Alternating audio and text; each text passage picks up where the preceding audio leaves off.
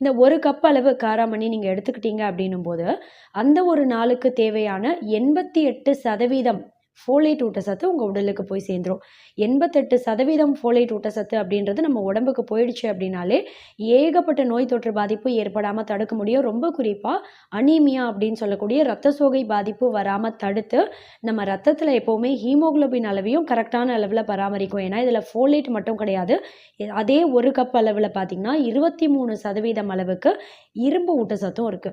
இந்த இரும்பு ஊட்டச்சத்து, ஃபோலேட் இது 2மே நமக்கு உடல் சோர்வு தெரியாம எப்பவுமே டயர்ட்னஸ் தெரியாம பார்த்துக்கும். அதே சமயம் ஹீமோகுளோபின் அளவ கரெக்ட்டான அளவுல பராமரிக்கும். அனீமியான்னு சொல்லக்கூடிய இரத்த சோகை நோய் பாதிப்பு ஏற்படக்கூடிய வாய்ப்பையும் ரொம்ப ரொம்ப கம்மி பண்ணிடும். அந்த 1 கப்பு நான் சொன்னேன் இல்லையா? அதே 1 கப்ல பார்த்தீங்கன்னா, கிட்டத்தட்ட 47லேருந்து 48% அளவுக்கு வைட்டமின் ஏ ஊட்டச்சத்து, அந்த ஒரு நாளுக்கு தேவையான வைட்டமின் ஏ ஊட்டச்சத்து கிட்டத்தட்ட 48